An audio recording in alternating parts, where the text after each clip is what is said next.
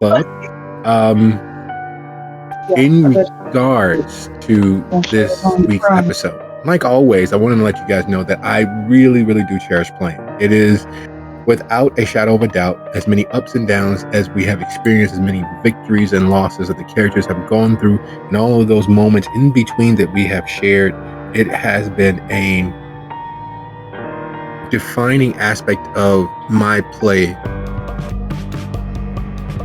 everywhere else. And this is not an over exaggeration.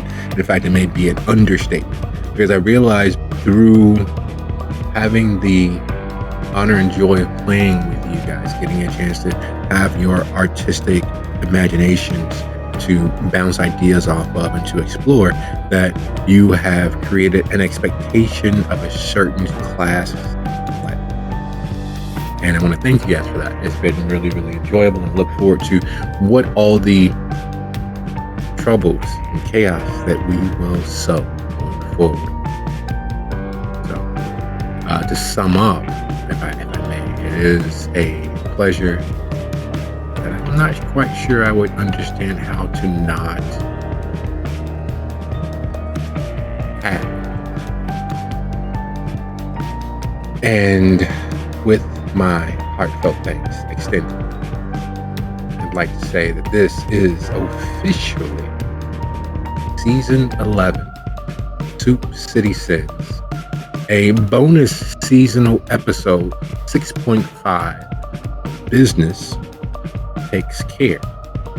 Now, when we last left our coterie, there was blood, there was death, there were threats, there were truths.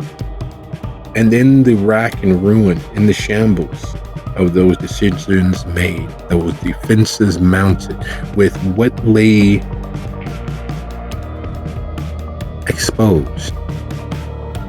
We opened with the coterie gathered around the center countertop in Sophia's home. The bandsaw having dulled to a small roar with the door closed, with the security measures still activated, but probably not needed. The place has taken on a warm, almost candlelit glow, because the lights are dim.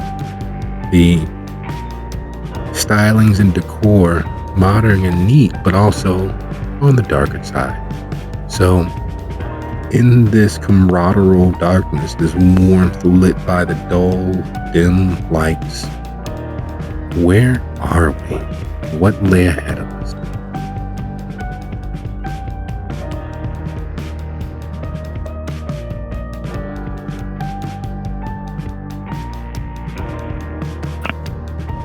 I fear I must offer my sincere apologies. I have been a poor host. I have put your lives in jeopardy. I did not have my larder successfully stocked. I assure you that going forward, my actions and preparedness will be much more better than it is right now. You're not at fault here. It's... well, I don't know whose fault it is, but it's not yours.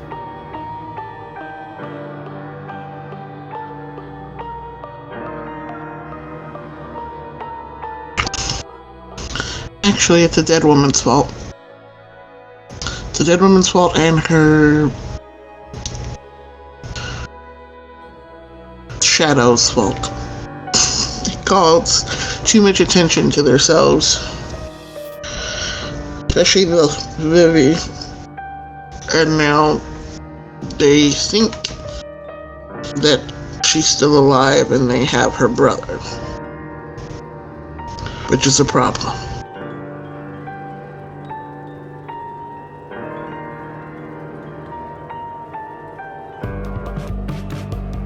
Alright, how do we handle it? Should we direct Vivi towards them to keep her off of us for a while, and then we pursue the blackmailer?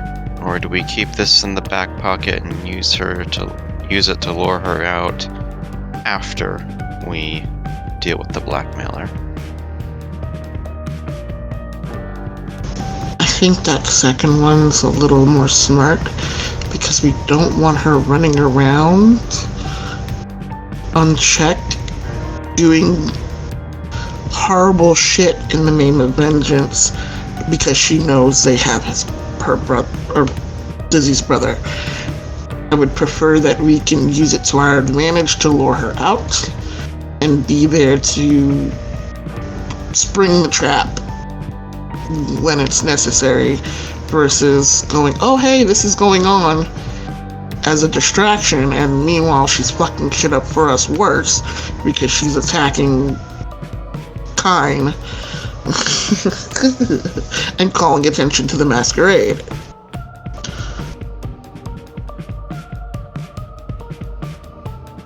I thought we had already laid a trap for her, though, or come up with the confines of the trap at least. We have not laid it yet, but drawing her out with a chance to speak to her brother.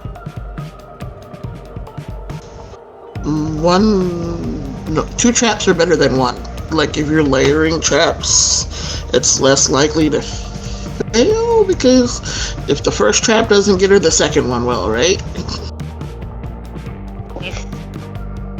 Someone with Vivi's skill set, it is always better to assume that she is prepared for trap. That It she was thought her of life's trap. work. Exactly. So we... Haha, you figured us out. We were trying to trap you. Meanwhile, she's not looking behind her at the other trap.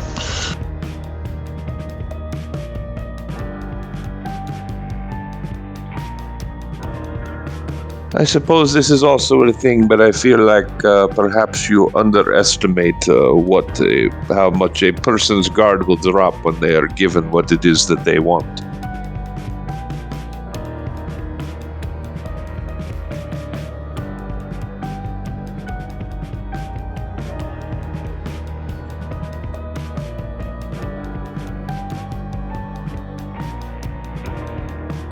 Well, we'll have some time to at least figure out the specifics of this, but our priority should be figuring out what to do about the blackmailer. But given recent events, seeing as we are homebound for at least the night, how do we make the best use of this time?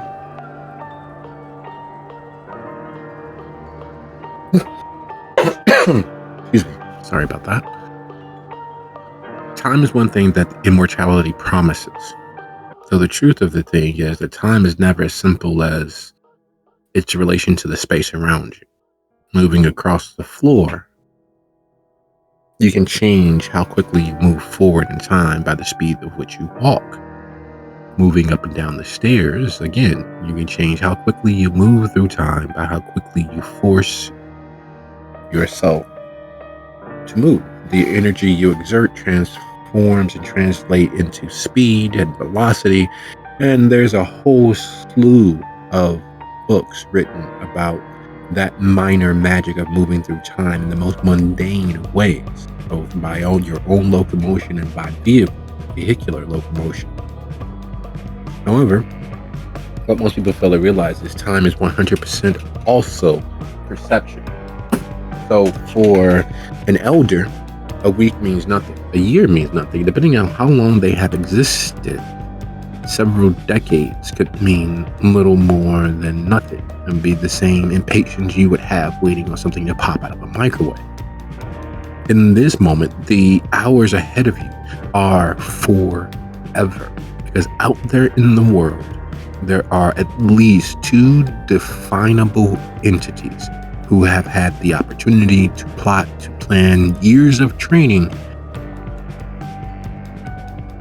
and they are free to move. It's a risk that you would accompany with the police downstairs and the scene being cleaned up and being messed over. But being here, being safe, being secure is a lifetime. And as if to drive home that point, you hear the subtle hum of the bandsaw stop. The doors swing open. And Silvio enters, both his hands pressed together almost like prayer, his large hands size fists covering something, light, faint, bluish glow, letting you know that it is in fact a phone. Hey, Sophia, we got a problem. We can't. Another problem? I think more of the same. I don't think we can really talk about it. We gotta get this somewhere safe, and I'll be right back. And then he moves through the home up to the upper floor. Sophia knows where he's going. There's a safe room, a panic room of sorts that's relatively clean. It blocks signals in and out, and it's used in the cases of emergency. There was a thing that was all the rage during the original building and the construction. It hasn't really been used because you guys really haven't been moved in long enough to decide how best to outfit it. Right now, it's simply a safe, clean room, a vault, if you will. A few seconds later, you see him coming back. And he looks at your guest, then looks at you. The question clear.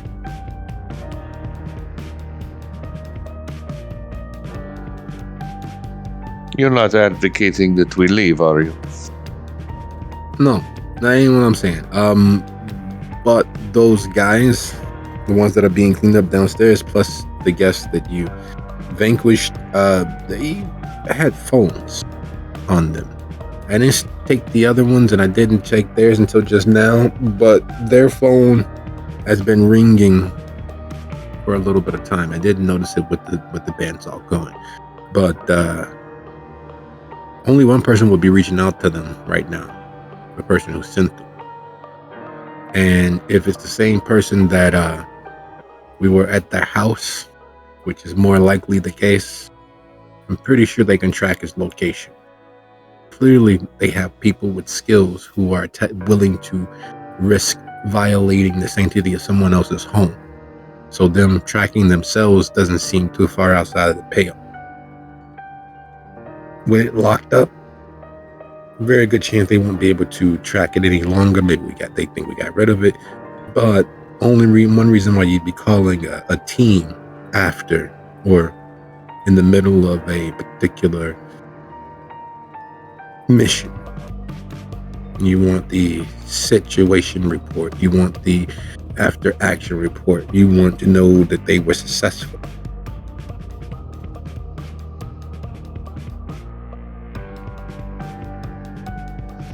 You are better versed in this than I. Tell me his hands are not upon this. Seek? Nah, he'd been gloating. He either called you personally. I doubt that it is Seek, but it's clear that they have had experience with our sort of individuals. Did you see the money bag signal on the knight on the horse on the gun hilt? I'm sorry, I did not pay attention to such things. No, that's the brown suited guys. The knight of fucking what's his name? Judas, John, Jacob, whatever. St. Judas? Yeah, that's them. But just because they got some of the gear and they're not dressed for proper war means they probably were just trained by them. Which means we're dealing with actual full-fledged hunters who have an idea that we are not your average, everyday sort of special people.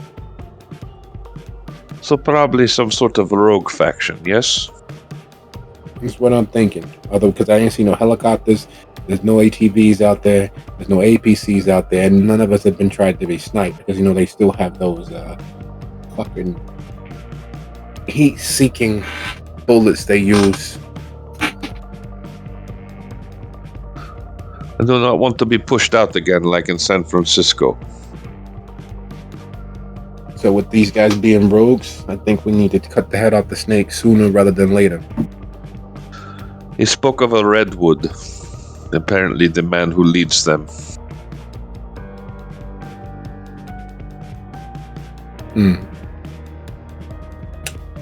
Well, not to put too fine of a point on this, but sooner rather than later is always better, so that they don't get up on their feet. But I still gotta wrap that up for shipping. I'll be right back. He heads back into the back room, and you guys can hear him close the door.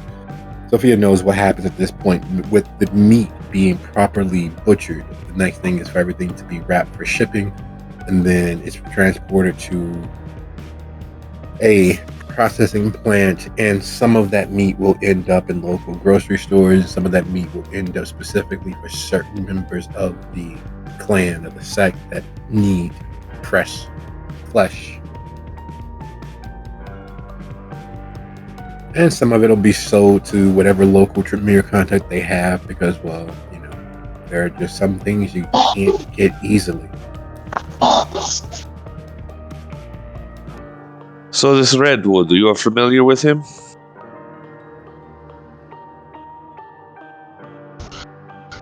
That's what I was going to ask. Was Redwood his last name on the paperwork, or is Redwood just something that we've heard of before? Where was it something that you have heard before? In fact, it was one of the clues that led you to the CEO and owner of Neversoft. Because the blackmailer had been tracked to that name. The detail that you were able to get your hands on and parse from the information you had was that Redwood was the leader of the cell that tried to kidnap Dizzy, the Thin Bloods who were working with him. One Thin Blood in particular popped into your mind at the thought of it.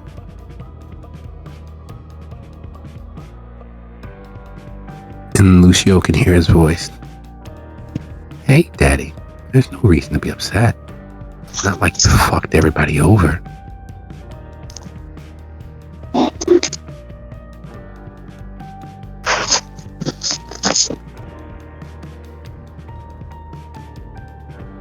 Lucio shivers when he thinks back on that person.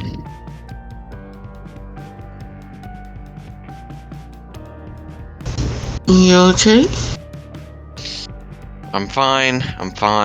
Just keeping myself composed, that's all. There's something up. Don't lie to me. I have known you too long for that to happen. What's up?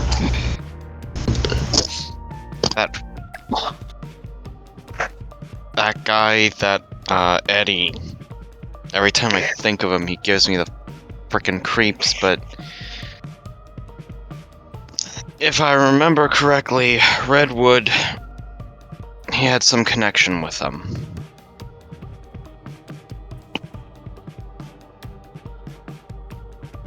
So these hunters are connected to the blackmailers you're looking for? Yes. I have a feeling they sent them.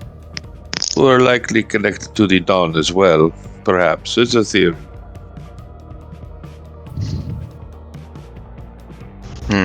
What it sounds like is Eddie and people like Eddie were lured in and given means and directive to infiltrate Kindred Society because they could pass somewhat, but they could also pass as human and we wouldn't notice them, and they could get information and blackmail materials and then bring it back to Redwood, and then Redwood was keeping that as like a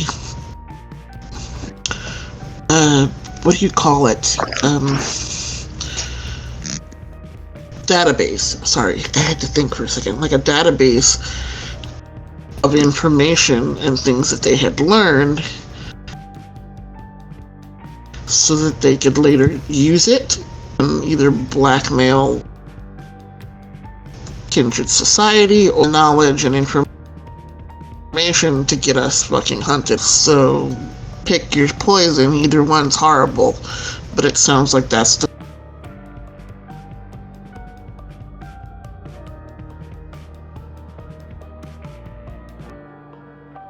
chain of command, like the the blackmailer, that company that we broke into, and they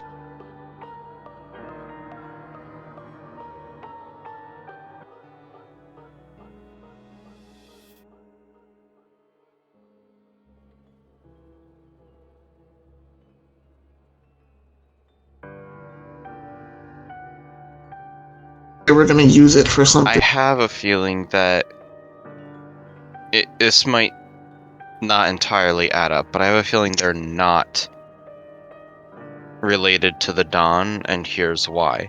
Eddie was in Stella and Faye's house, or their apartment rather. That apartment was a Tory safe house. And he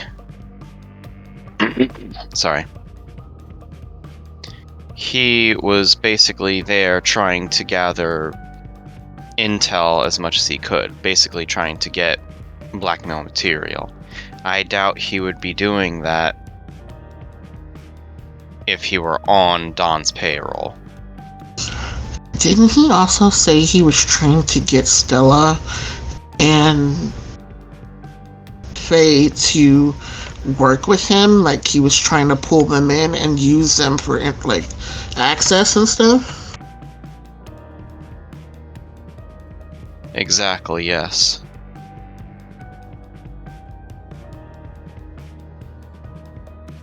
So do we assume that Eddie works for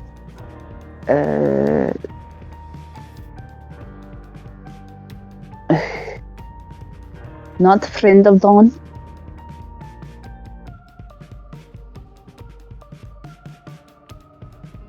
Working for what is the word in English? I forget. No, not friend. What is the word? Enemy? Ally? That's it. Yes. Not that. Hestia, yes. As someone who is against the kindred who is enemy of the Dawn. Perhaps belong to a clan that does not like the Giovanni? Perhaps? You have any particular clans that you're rivals with?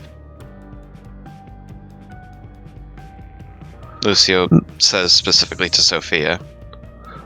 No more than anywhere else. It kind of varies from city to city. I would imagine that Wolseek has made many enemies here just due to his personality, but it's hard to say.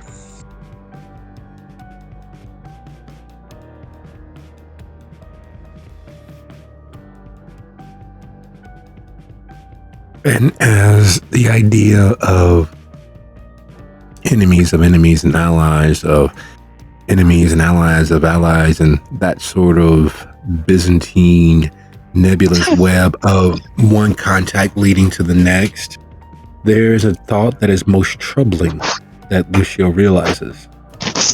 Based on what Sophia and Silvio discussed, based on the lines of connection, based on those huge, near hell-like sized ghouled animals, and Hestia's explanation of what she felt or tasted in their blood. If this redwood was a singular entity, if this redwood was able to utilize a strike team and a team of hunters, and if this redwood had utilized the blackmail information one or more times to obtain various fluids by either permanently ending the kindred or otherwise, wouldn't it make sense that Redwood was in fact a kindred hunter? That Redwood was at least one point, wealthy financier of such an operation, as if His information may not be completely accurate, but enough of a threat to show that there is a true hidden world of darkness just beneath everyone's nose. And if you were to suppose along that path, wouldn't it mean that he'd keep the best defenses and security protocols at his own address, at his own residence, at his own personal haven? Meaning, and as those thoughts percolate, for Lucio, what is it that you're sharing?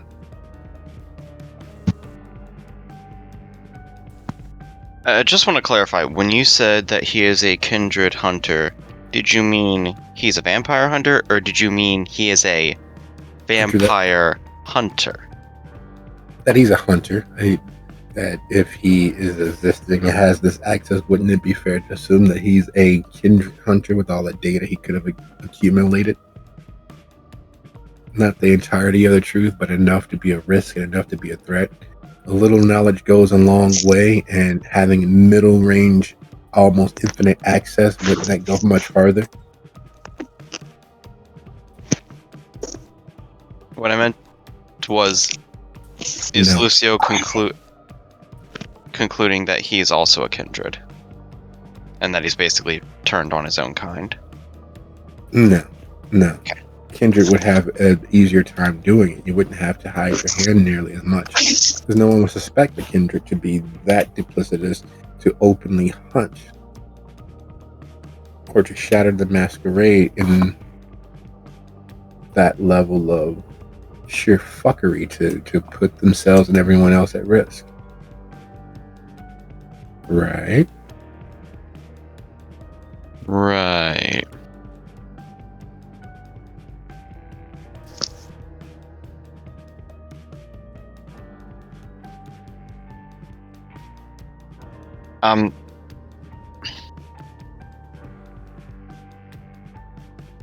So Lucio says aloud, it makes sense in my mind at least that we're not dealing with just like your regular average hunter, but rather a professional who at least has enough of an understanding of us that he knows not to put all his eggs in one basket. That he would rather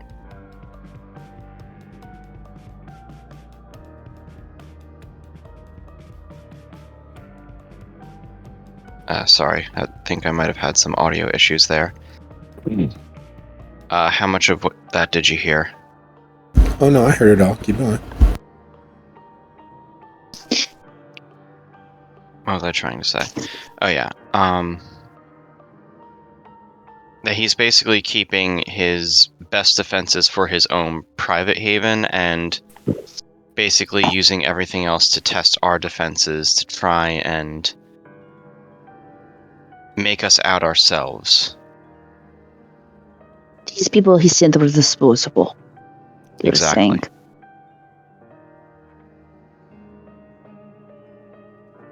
Here is a question, though, perhaps. You said that you had tangled with the tactical teams before, yes? When this Dizzy was killed? Yes, and at least once before.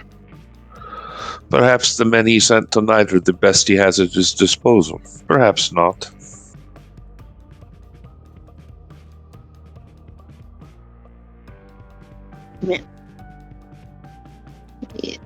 This could. That means he's had 3 chances to test our skills. To have an idea of what to send against us. Possibly more. Hess, do you remember that house I once told you about a while back? The one that blew up and we had to rescue Damien after?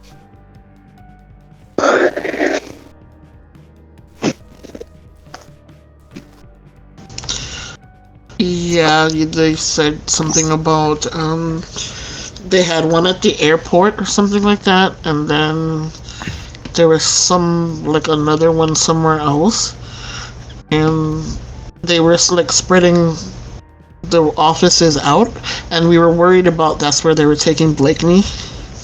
If I remember, Exactly. that's what you're talking about.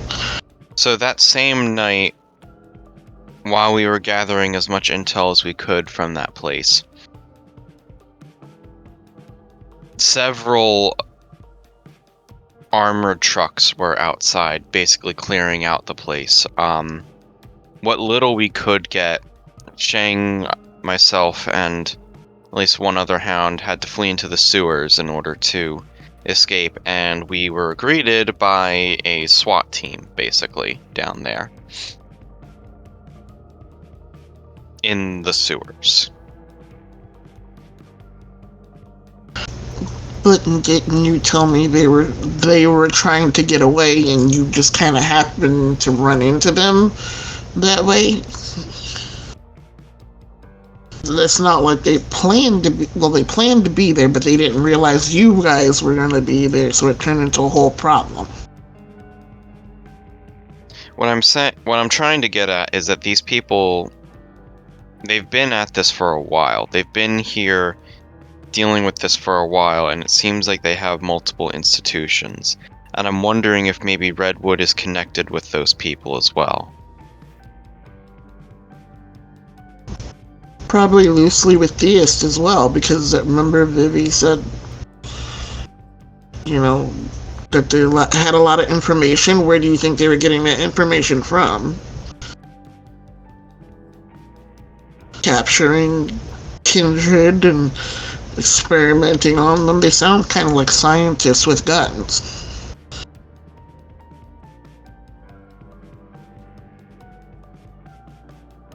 I think if there's one thing we can all agree on is that we don't have nearly as much information as we should about these people.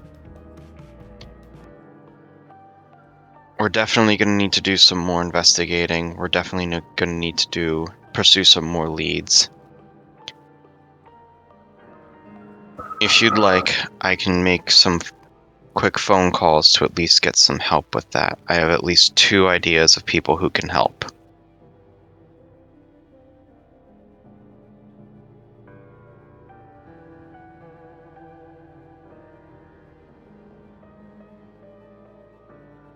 So as much as we can theorize here, unfortunately, we don't have anything concrete to go off of. Well, I agree with that, and I'm gonna go along that same line of thought. I just want to point out something to you. We took out 6 teams at the building. He sent 4 more guys, which are all now dead. So the cost of what he's been throwing at us and have destroyed, not only that, but the destruction we caused at the building, it means, you can be like billionaire rich, but it's still going to drain your funds and your pockets to have that much destroyed, that much taken from you. So trying to hold us hostage in the building is kind of a desperate move on their part. They're running out of resources. We need to hit them hard before, like Sophia said, they get on their feet. There's no money in it and no way to really fall back. We need to figure out, would they have returned to their home, or if they had like one last little hidey hole or something. Vivi's dangerous, but she's smart. So I think she's probably going to be doing something similar, trying to figure out where they are. Foreman was a message. It was not a serious attempt to take anything down. They followed you here and or were tipped off that you were here. They believe they have something that is important to you, that is important to someone who is dead. 4 men is not a message. 4 men is definitely testing the waters. Yeah, but them taking that hostage is a desperate move because their hostage is human. You know the backlash they could face if they fuck that whole situation up and people find out? They took a human hostage. They didn't take a kindred. They didn't take somebody they could make disappear really easily. They took somebody that's somewhat known in this city that works with other high-powered accountants. So, yeah, that was a desperate move. With deep pockets, it's easy to make anyone disappear. But that's my point. The pockets are way less deep right now because we took out a lot of what they used. We took out a lot of their men and destroyed a lot of their stuff. So those pockets are a lot less deep. You underestimate how finances work. You have actually done him a favor. You have lowered his payroll. It has not hurt him financially. He has lost assets, but not money.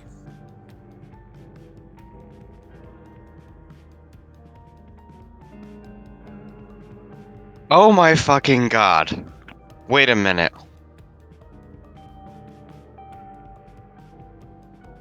I'm an idiot.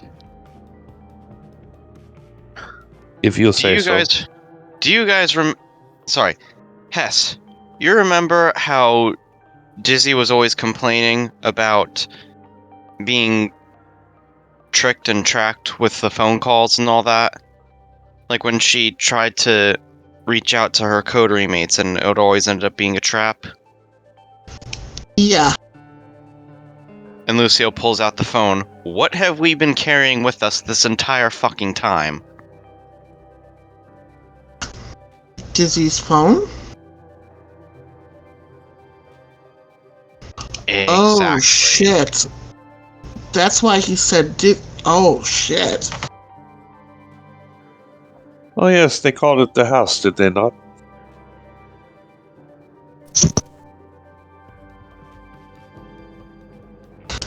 No, what Lucio is saying is the reason they thought Dizzy was here and took her brother is because we had her phone. And they followed us here by using the phone. So we need to get rid of that phone.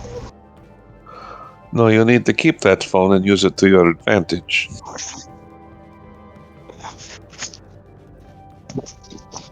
He can track us with it. Maybe we can track him with it. Well, right now that phone is the one concrete tie you have to this man. If you get rid of it, then you'd have nothing but conjecture. You could use it maybe to lure him. Maybe.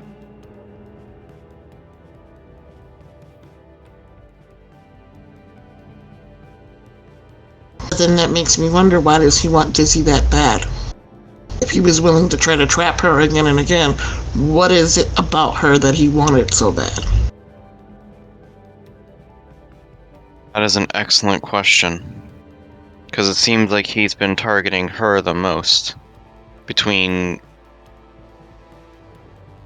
her brother, the business, and all the phone calls. I fear I know very little about her, but you were her friends. What would she have that they might, someone else might be after?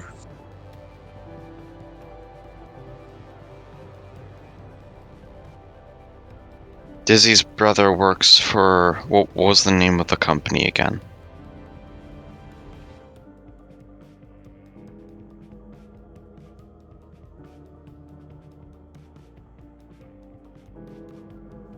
It was like Ballard, somebody in Dizzy or something like that. Yeah, I was going to say Ballard, somebody in Dizzy.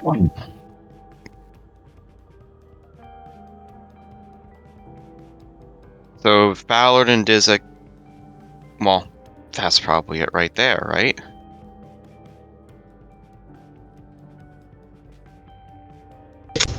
And he took on a customer. He was only a partner for like a little while. It wasn't always Ballard and Dizzy. I remember before it was Ballard and Dizzy, when it was just Ballard and the other guy. That Dizzy thing is new. And they recently took on a new client. The pirate. I was literally about to say the Scottish pirate.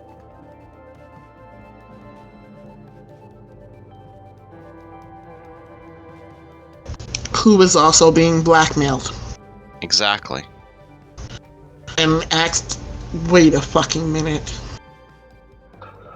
I'm failing to see the end game here. Was her brother, No, was he it her didn't. servant, or?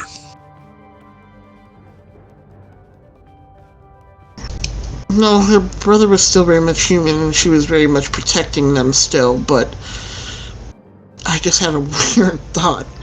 Okay, so remember how I knew him before the night you guys got introduced to him? Yes. Well, one night, months ago, I was going to that bar. You know the bar where we kidnapped the guy from. That The one bar. where I got disemboweled? Yes, that bar. So, that bar, and I was heading in to meet Sylvia that night.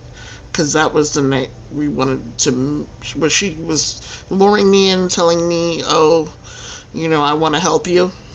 That shit. So, I fell for it and I went to go meet her. And on my way in, I noticed him. And he seemed down in the mouth and kind of needing help. And because I'm a fucking idiot and soft-hearted, I approached him, not knowing him, and asked him if I could help him.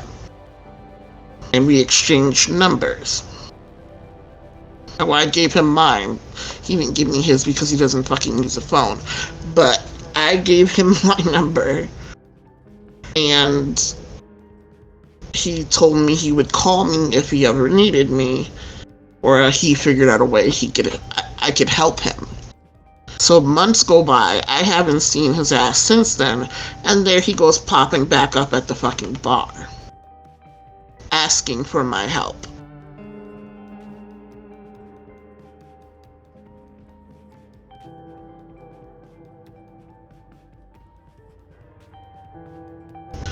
And the help he asked me for is, of course, to help him break into the accounting firm where he was being blackmailed because he gave them his paperwork.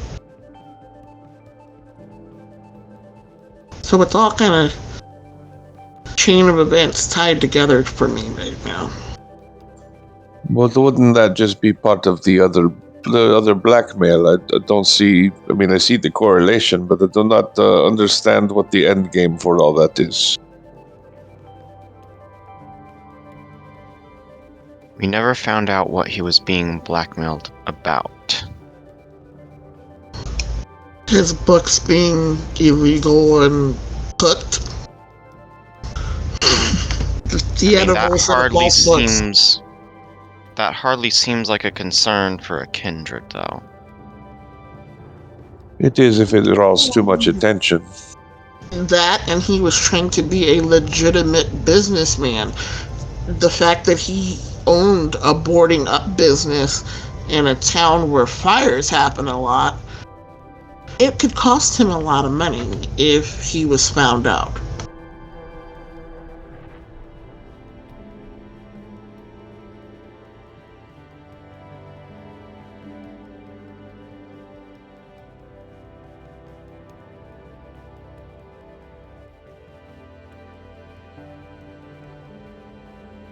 Especially if they could prove that his business was kind of bullshit or owned by the same person for far too long. Wink, wink. Melinda, the talk about Nash takes you back to that club where Lucio was almost accosted by the drunk and fairly excitable women. Takes you back to Nash disappearing into the smoke back towards the restroom. Takes you back to you and Nash sneaking out of that bar, out of the club, stepping over the exsanguinating body of a girl. Takes you back to all of that excitement. The police, the ambulances, the fight, the mace and spray, pepper spray in the air. It was your first night with this coterie, and it was your first night with Nash. He definitely knows how to party, at least.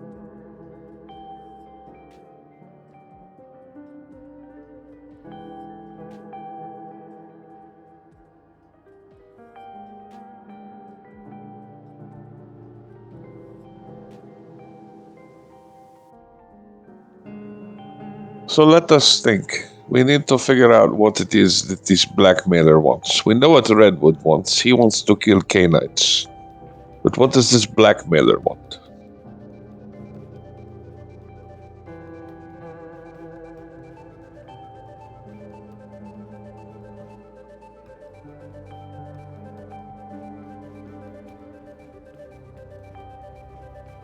I'm gonna be honest, I'm not entirely sure. What would drive him to come so hard against your former compatriot, to kidnap her brother, to have leverage over her specifically? What is it that she had that he would be after? Because if it was knowledge that her brother had, he already has the brother. So what is the point of that?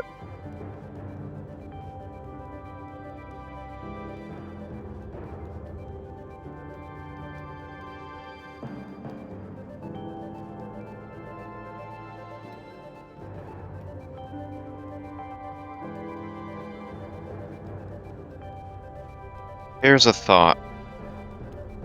What are the odds that that house we went to wasn't actually the blackmailer's house?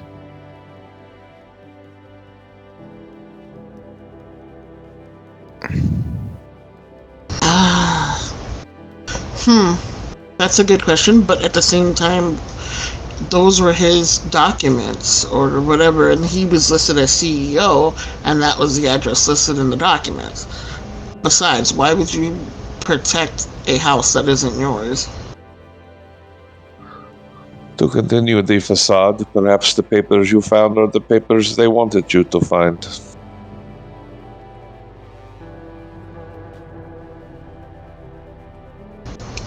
I don't know. I mean, they didn't know we were coming. They obviously didn't know we were coming because we only had one security guard. I thought you fought a number of well-armed men. They showed up after we dealt with the security guard because we set off some sort of silent alarm, apparently. How long were you there?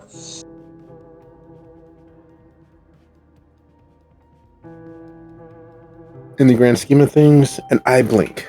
In the actual moment, far, far too long. The opportunity to explore and get to the top floor, to rifle through the documents to find what you were looking for. The time actually there, being as you were, as far as you were aware of, unnoticed, unseen, was quite high. But as it stands, with all of the conjecture laid out before you all, with the doubts, the paranoia, the real earned facet of disbelief that any singular entity alone could get anything accomplished, but it's also highly improbable that a group of individuals could get as much accomplished, if not being guided by one singular hand, or at least one singular vision. And while well trained, it was clear that the hunters outside of Sophia's residence were rogue outliers, formerly part of large organizations, but trained all the same. It's also clear that if you had enough small, inconsequential details, that the kindred existed, and if you were in contact with hunters of any stripe, and you had enough money to hire tactical teams to back them up, and yet you are carrying on your own little facade, your own little masquerade, being an upstanding member of a suburban community, being a regional corporate head that assured security for your clients, getting access to all sorts of systems throughout the Midwest, phone, computers, tablets, life and business, to verify for them to red team these businesses. It is very easy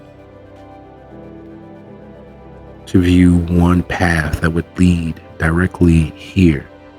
And in that imagination, in that imagining those steps that would lead to this moment, there is a singular threat.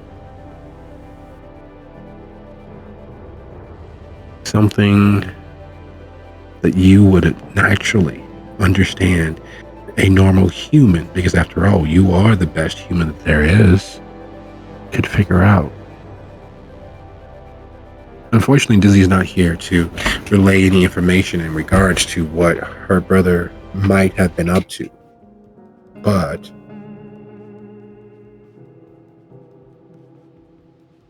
as Dizzy is not here, we will take ourselves back a few weeks mentally, and we'll look in on a conversation between one Dizzy and another.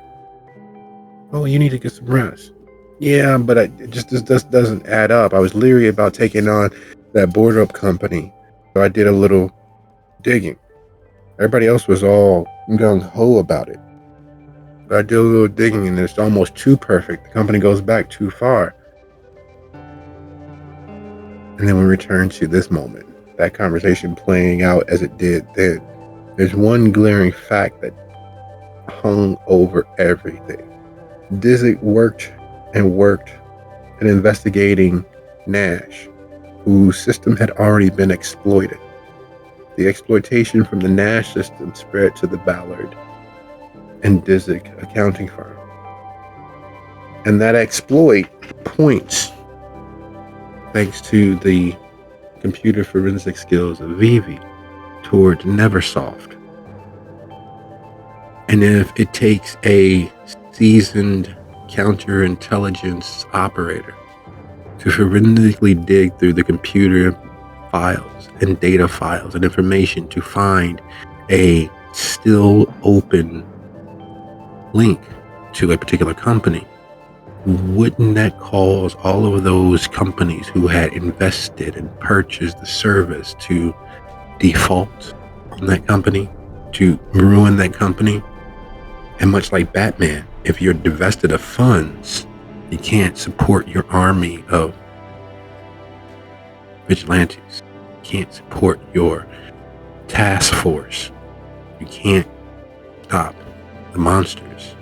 And that's exactly what some monster would try to do to stop you, right? Make sure you can't pursue them.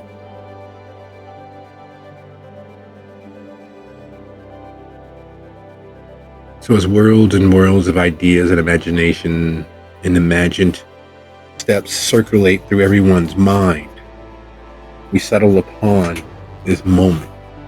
This precious moment which has taken forever to get to, because time is relative to the perception of those involved with it.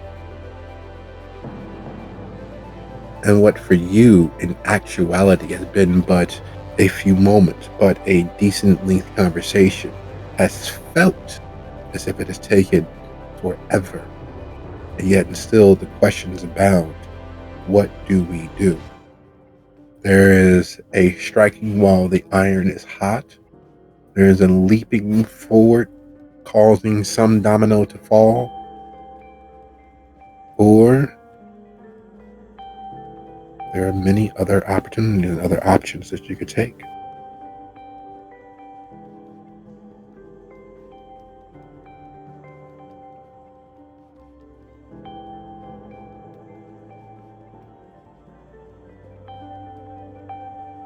I think what Hestia said earlier is right. Or at least more likely to be right. This person's a regional head. He's not a billionaire. He doesn't have endless amounts of fuck you money to be throwing around at any problem. Between the cost of what we did a week ago to all his men and what we just did tonight, I think he is getting desperate. He's starting to run low on resources, and more importantly, he's getting scared.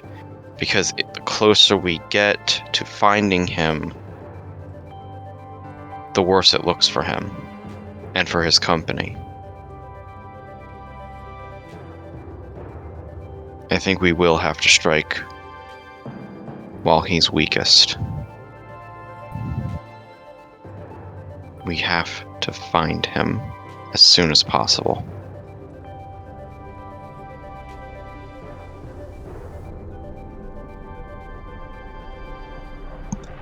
Do you think he knows this Dizzy? That he has had contact with her? Personally, no, I don't think they've met. So perhaps Hestia could pretend to be Dizzy and make a phone call, and maybe set up a meet or a negotiation. I think he knows what Hestia sounds like since he gave us a call once.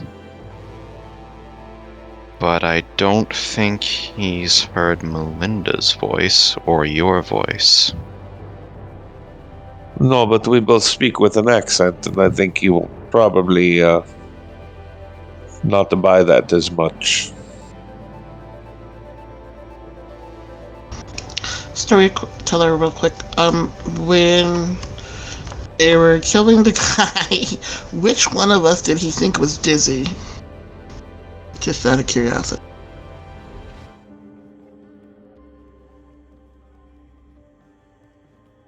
And that's a good question. The call went through, and it'd be hard to tell because it was on speaker. Now, the guy that I was torturing actually said something about having the brother. That's what I was asking. Which one of us was he addressing when he said that? Remember, it was on speaker, so he was addressing everyone, but he thought he was speaking to a particular person. He was unaware that there were multiple people on the speaker line. I think they meant the hunter that they ate. Yes, that guy. Oh, they don't know which one of you guys are Dizzy. Unfortunately, Dizzy was actually very, very scrupulous in regards to her online footprint. There's no actual picture of her specifically. But based on her brother, the natural assumption would be one of the Caucasians.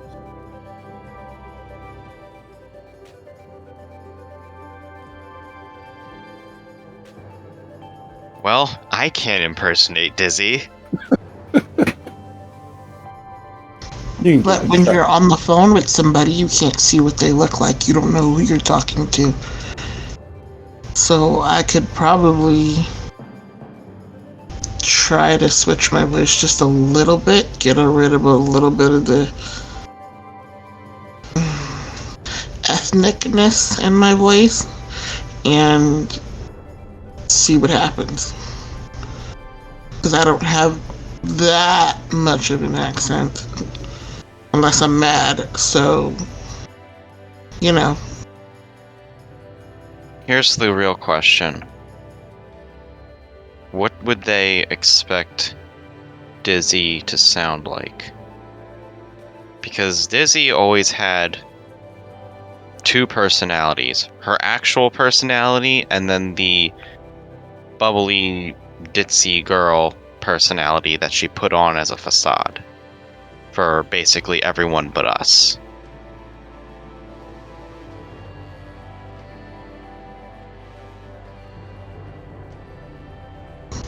I don't think they'd expect the bubbly girl knowing that they have her brother. I would say they would either not know what to expect, or they would expect the more serious side of her given the brevity of the situation. Alright, so no Valley Girl accent.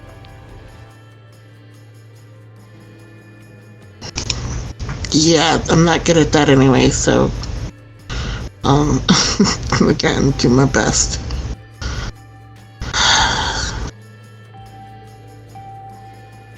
Lucio's is gonna take a few steps back from the phone just in case he's gonna cause static.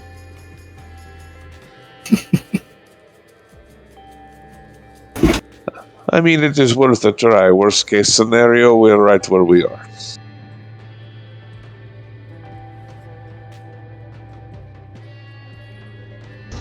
Okay, so which phone am I using? Am I using Dizzy's phone or am I using Dizzy's the guy's phone? Oh, okay. I think that would make the most sense for Dizzy to call from Dizzy's phone, right? Yeah, probably. I don't know.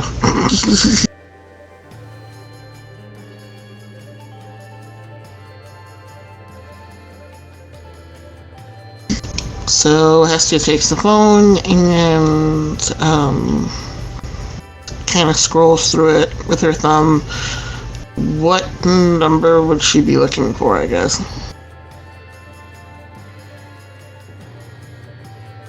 The most recent, right? Dizzy didn't get a chance to use her phone afterwards. Oh, yeah, that's right. Oops. So I'm guessing it would be either that number, or if that doesn't work, you could try calling the brother's number. Yeah, they've called that phone Okay. at least twice, I think, so. Hess takes an needed deep breath, kind of shaking the jitters out, and then hits the redial number for the last number that called in.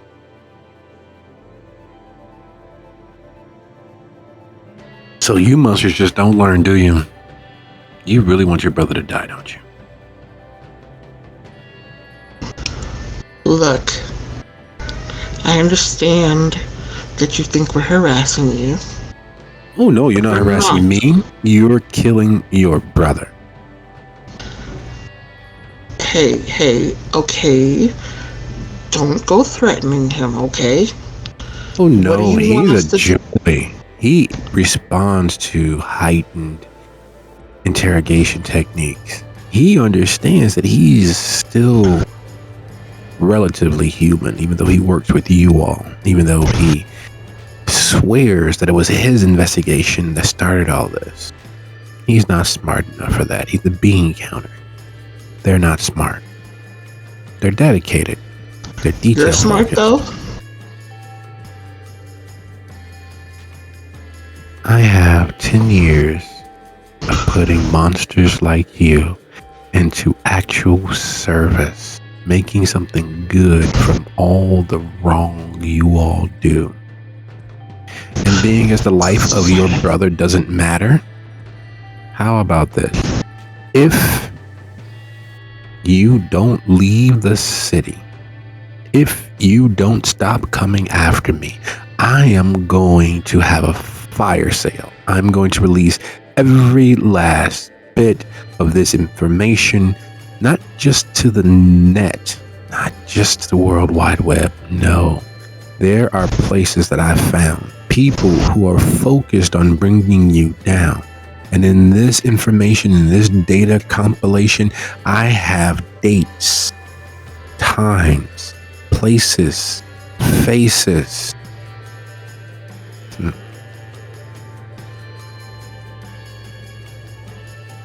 So, being as you all, I know you couldn't do it by yourself, took out my men, took out my specialists, and don't care about your brother, here's the final deal. You fucking come to my house. You killed my dogs. But I'm human. I'm the good guy here. I'm the one that's calling these shots. I need to see you on a train, a bus, or in a car moving as far away from this city as you possibly can. And when I see your data signal, when I see your address, when I see your phone ping from at least 2 states away, I'll let your brother go. Not like he's seen my face. Not like he knows where he is. And unlike you, I don't want to kill humans. But this has gone too far. You forget everything you may have learned. You stay the fuck away from me. Because if I see you, Dizzy, or better yet, M, don't tell him anything. M, if I see you, Blondie, anywhere near this city, this state. Hell, if I turn on fucking Instagram and see a picture of you, I will make sure that every one of your species is outed. And then I'll go back and this time not just get your brother, but I'm going to drag your mother up to a roof. And you'll know it was me, though no one can prove it because her mind is going. She's a little forgetful. She's a little old. She went up to the roof and she fell. And because it would look like an accidental suicide, no one would bother to look and make sure that her neck hadn't been broken before she was thrown off the building. No one would look to make sure that the bruises that would burst open were done before she died. No one would even bother. She fell off a building. So, how about this? I know traveling's not easy, but let's say you have exactly 25 minutes. You're right there on Lakeshore Drive. You can take that down to 9094, and you can go in any direction you want. And then I'll check again in an hour. And if you haven't left, yeah, it's over for all of you fuckers.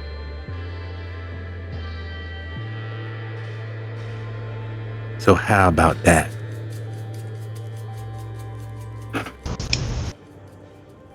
Anybody who would threaten to hurt an old lady that hasn't hurt anybody else, how do I know that I can trust your word? I know I can trust mine.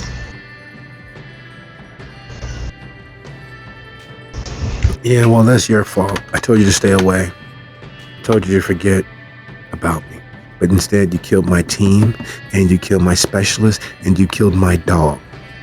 Then you set my street on fire with police and ambulances and making a mess of things. And you ruined my fucking fence. All you had to do was stay away. All you had to do was forget. Because I was just hunting the wrong monsters, the worst versions of you all. But now you all are on my list. You get a chance to leave because you may have stumbled on something you shouldn't have. And I really don't want to have to kill your brother and your mother. But you're pissing me off. Get the fuck out of town.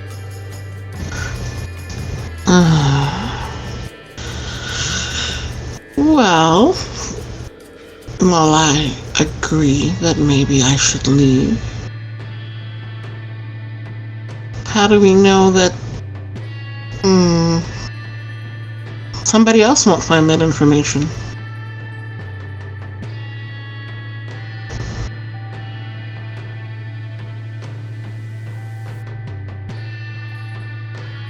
You just said we. Who the fuck are you there with? Me, myself, and fucking I is who I'm here with.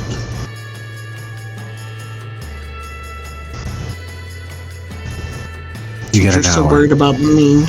Click. Fine.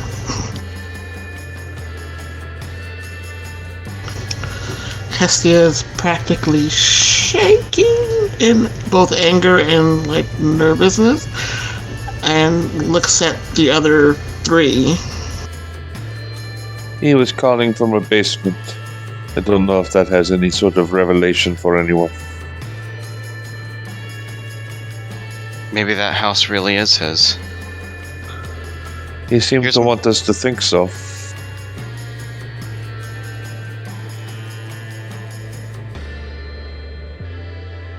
Lucio, you know, you've been in Chicago you and Hestia have been in Chicago for a very long time.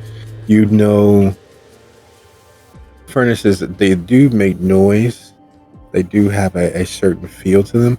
But based on how old that house was, and the fact that you, thinking upon it, realized that the chandelier was a gas light chandelier.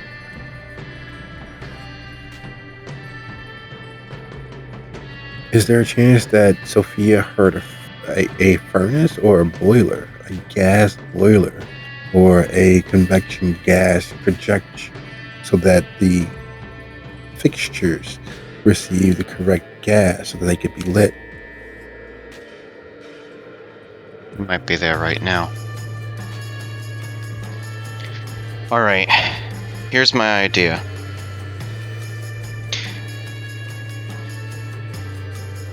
We take Dizzy's phone, send it on a train out to who knows fucking where, while the rest of us actually go back to that house and get that motherfucker right now once he's sure that Dizzy's gone. Oh, we are on the same fucking page. I was thinking that exact thing. We find a train or something heading out of town and put the fucking phone on it and let it go. And use it as a distraction to get his ass.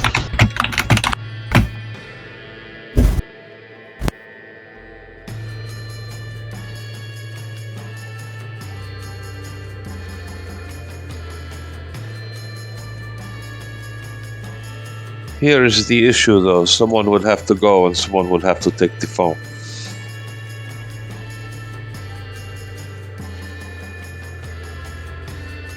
Because as long as he's watching the phone, he's sitting in that basement. As soon as he is satisfied, who knows where he may go.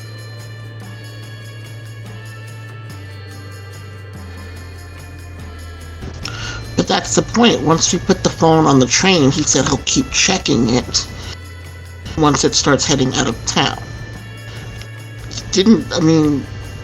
How's he gonna know whether she's with the phone or not? It's just the phone that he's watching.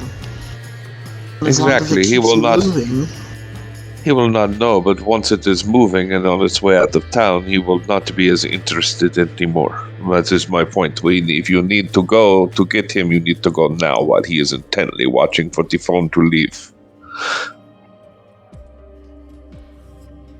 And let's go. One way or another, we are going to that house.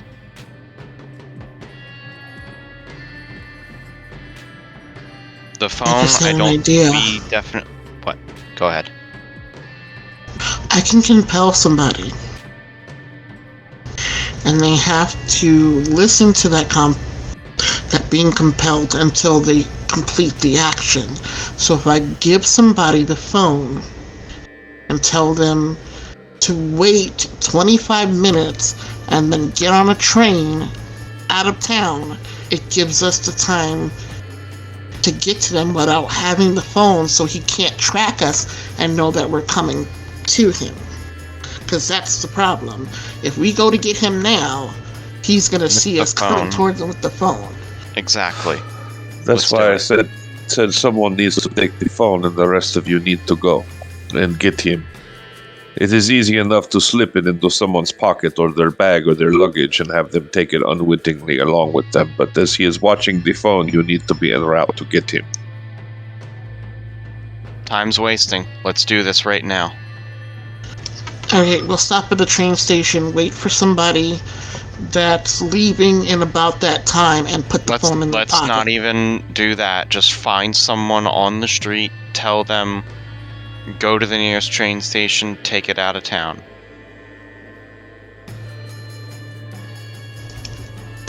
We have somebody. We have money. minutes. You guys have money.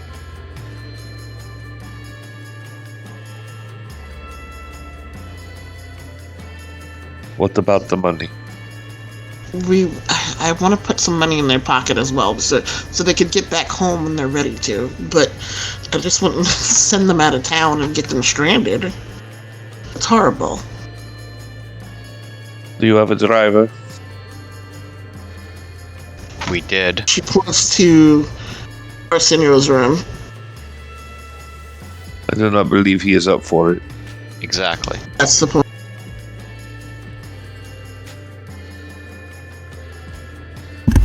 Sylvia walks out of the back room, laden with the packages, moving towards the front portion so they can get it to the deliverer. I assume I only have the one car, too.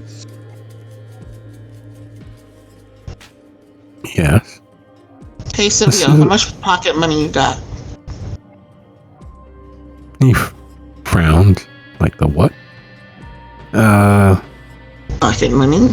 I didn't know you guys wanted to order out.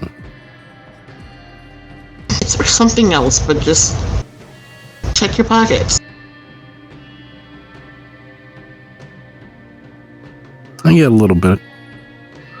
We need What to do you move need? if we need to move this phone that is being tracked, and it is important that it is seen leaving the city, and we cannot take it ourselves because we need to go to the person who is tracking it while he is tracking it.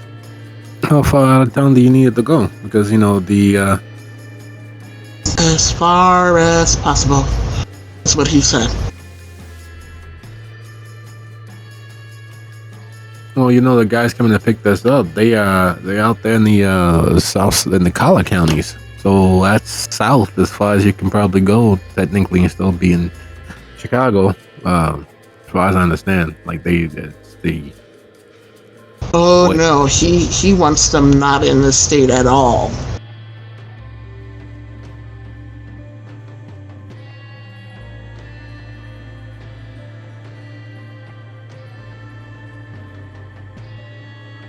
I was thinking perhaps someone could take it to the bus station or the airport and slide it into a pocket or a bag, and then it would be on its way, and we would worry about it no more.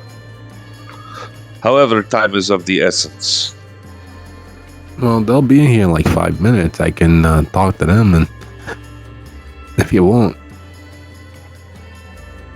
I'm sure they would do it for more money, yes. Yeah, well, nothing beats a failure but a try. So I'll give it a shot. Do you think Okay, we'll be let's go. able to take the car out?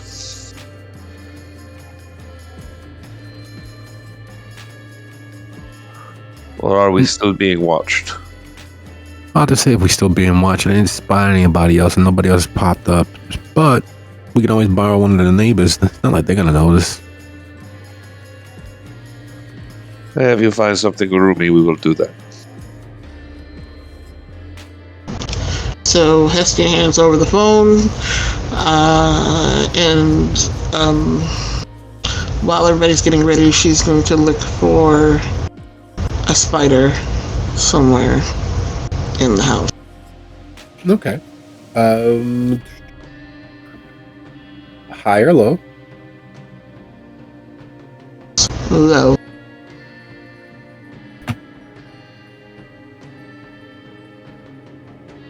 Why does Sophia actually have to have people take care of her home? There are no spider webs. There's no bits of bugs sticking anywhere. It looks as if someone has gone over the floor with a fine-tooth comb, sweeping up every particulate possible.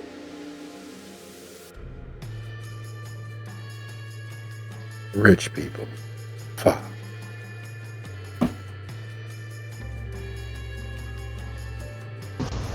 Hestia sighs. Why is it so clean in here? Shit.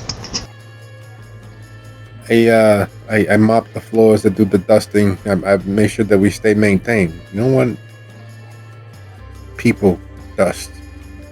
It's bad. Anyway. Hey, Sophia, you tell them about the time that you resurrected a ghost from the sloughed off skin that forms the dust bunnies? No, perhaps that is a story for another time. Hestia's eyes go wide like, what the fuck? But she shakes her head and she's heading for the door. Alright, let's go.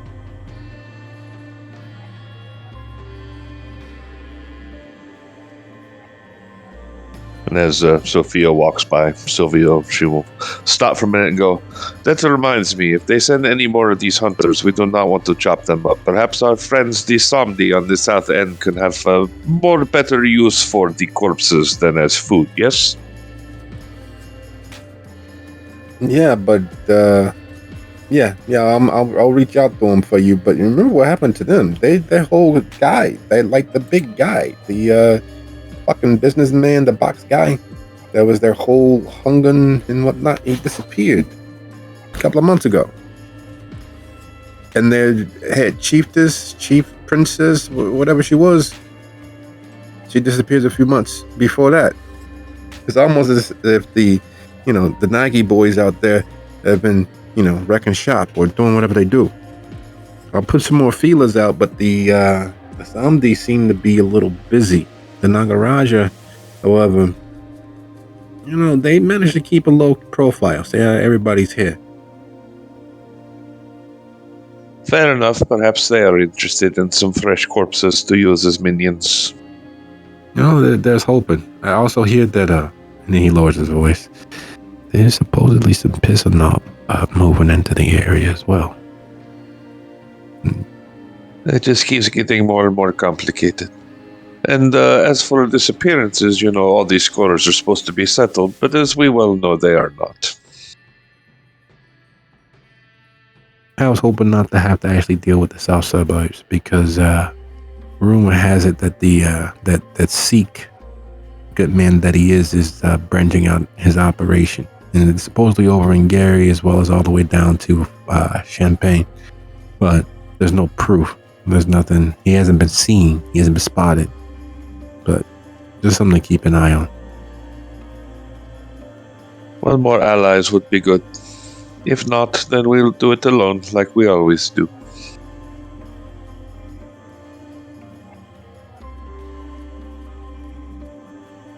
You know it. And then he moves towards the door behind you, pulling it closed with the lock going automatically on. As you move downstairs, he asks you guys to wait inside the lobby as he moves outside. And if you did not know any better, you'd swear that this was just a simple, easy, late night parcel pickup. There's a yellow Penske truck that pulls up. Two men in brown livery hop out. They look about to make sure that the area is relatively safe. They nod. Then Silvio exits with the parcels of flesh and hands them over. They make him sign a clipboard. They exchange a handshake, and Silvio's greased the wheels as per his usual. Then they hop back into the truck after securing their parcels and drive right away. All right, let's get this vehicle that we're gonna be using. I know the third floor guy. He runs. He's got some force. I'm sure he does. And you all move back into the building, down into the parking structure beneath the building. And instead of going to your normal parking slip, you all move further back into the darker recesses of the parking structure. You move back into the recesses for people who have money, but don't use it to show their wealth. It's the area of old money. It's the area where no one has actually had to work in more generations than they are aware their family has.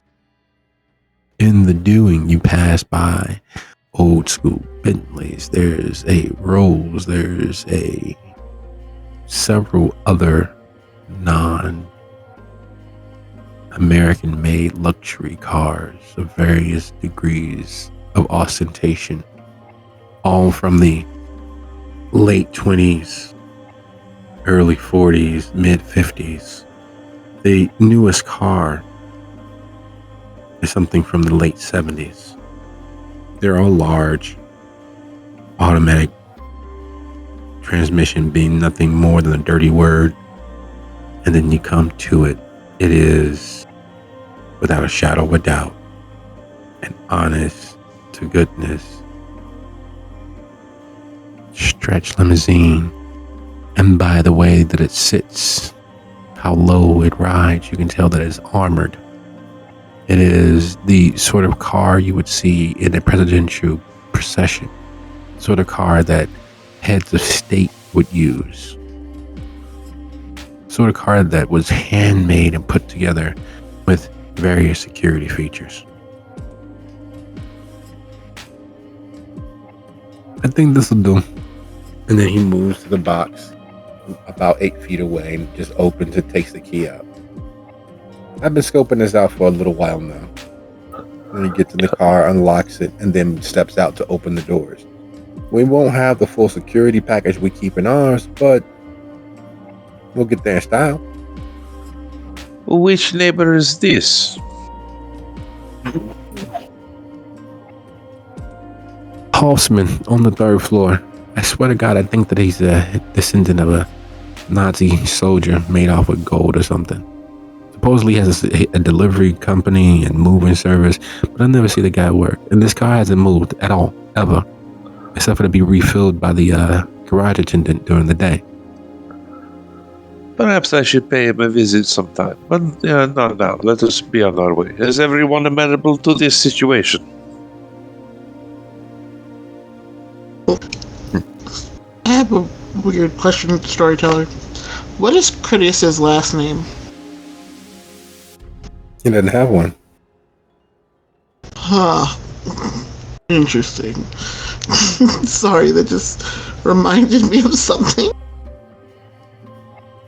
Before we do this, we should probably make sure it's not his again. That's what I was thinking, yeah.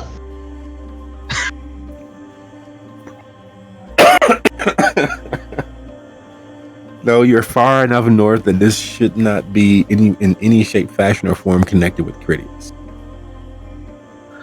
Are you suggesting that he's like Critias Schwartz or Smith or...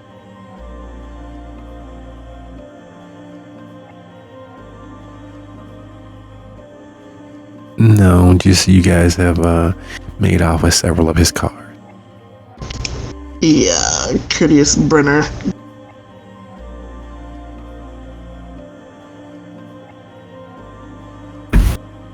So Hestia gets in, but she's looking around just to make sure that, one, it's not Curtis's, but then at the same time, it doesn't belong to anybody else in the Senate either.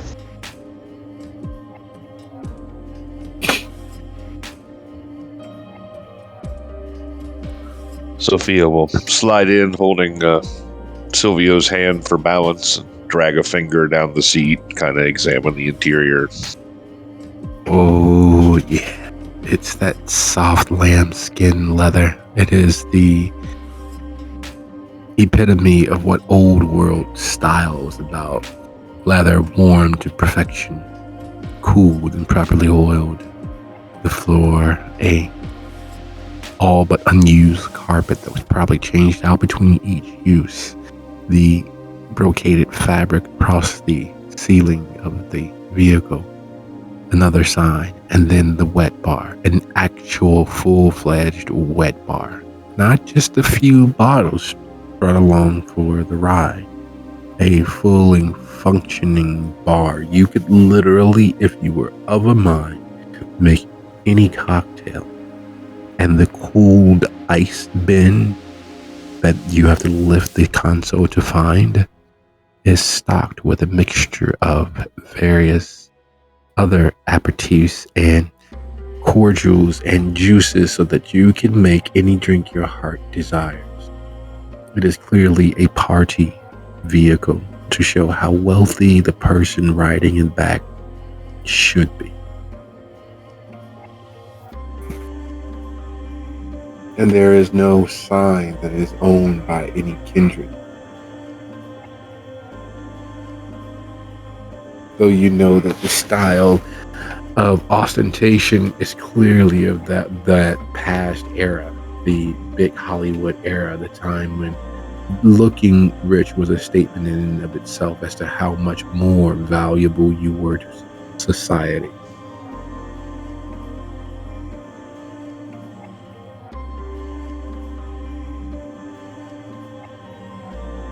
This will do.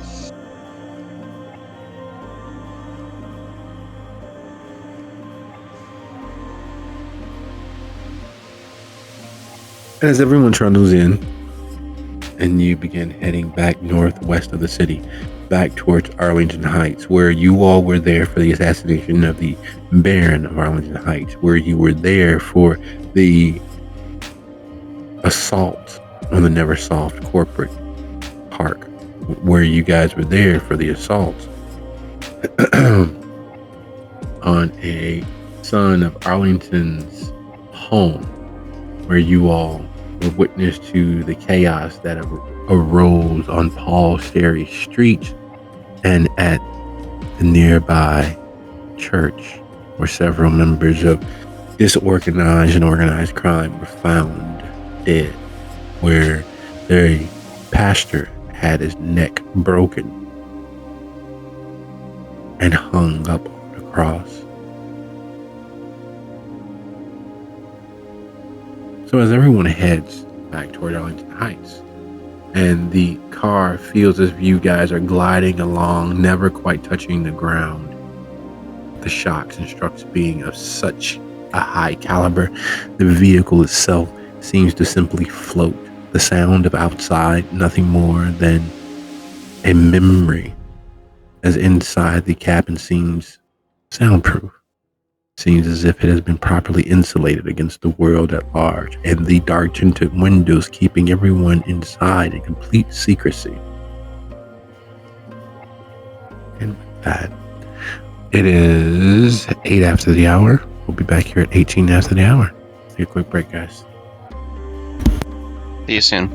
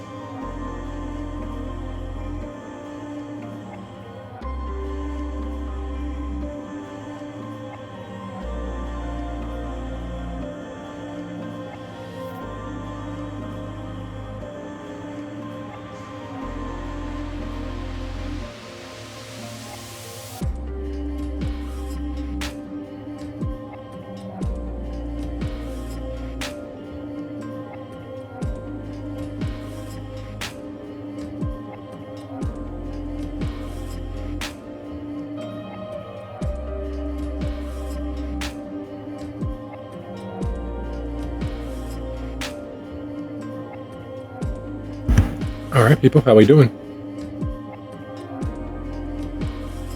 I'm here. Here is good. All right, so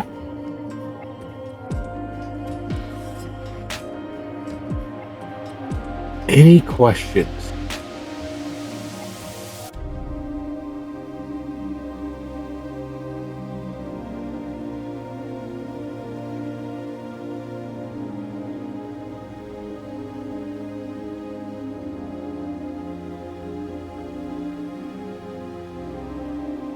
Probably, but not pertaining to where we are at the moment.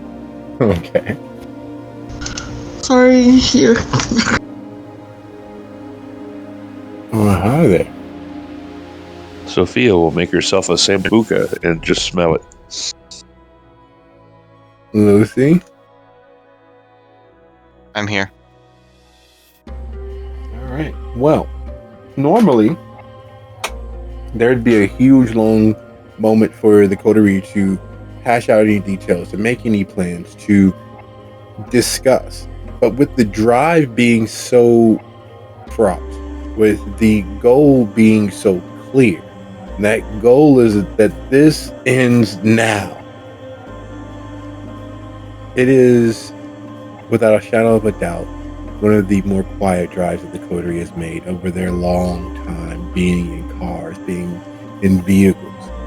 The sumptuous luxury that they are driving in seems an automatic dissonance for what they are aiming towards.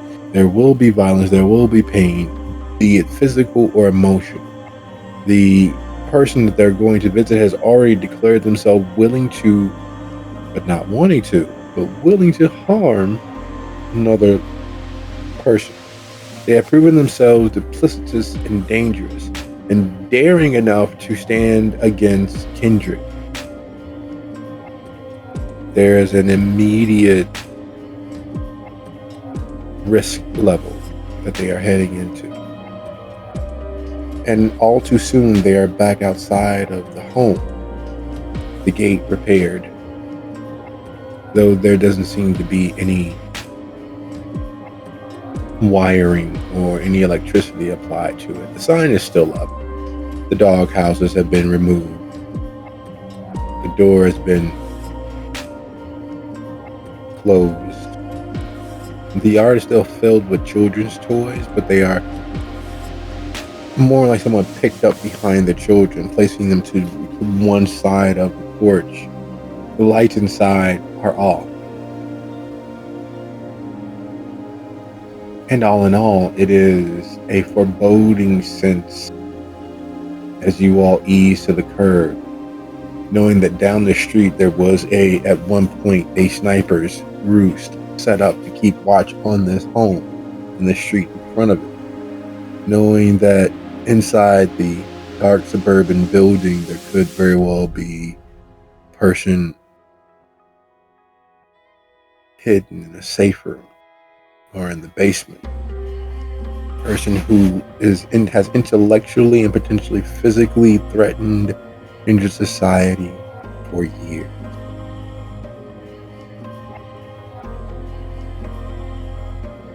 So now that you guys are here, what is it you're attempting to do?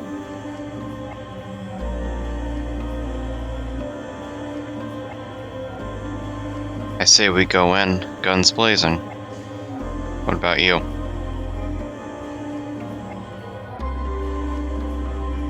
I'm going to scope out the yard again with my sense the unseen. Oh, There are and no- I'm assuming that I'm gonna have heightened senses thrown up this entire time. There are not as many souls as were once here, as if the moment of this evening hasn't been foretold, as if the potential for death isn't as high, as if the feeding on the energies of the living are not as high. And it sets up a very dangerous parallel, meaning that when you all were here last time, there were clearly enough living entities on the cusp of death that attracted a cornucopia of souls formerly living and formerly never having lived to come to the area.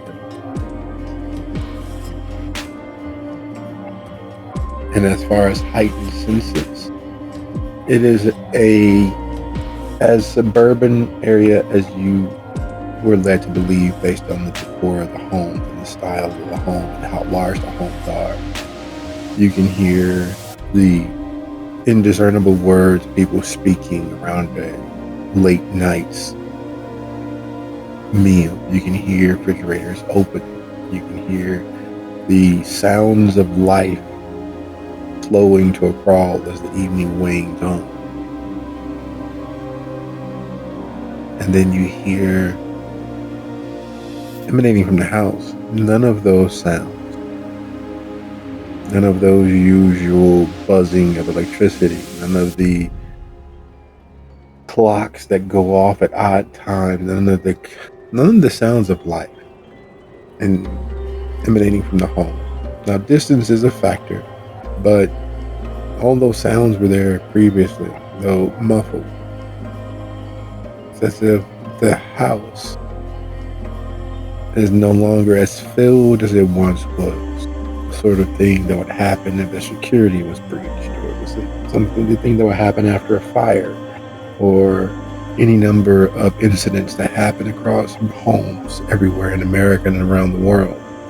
Those living sounds coming from the house are non-existent, and it sets a tone.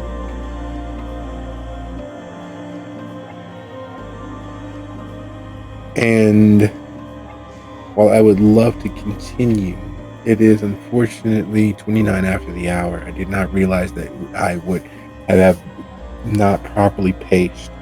There's more than a 30-minute portion of our evening's episode ahead of us.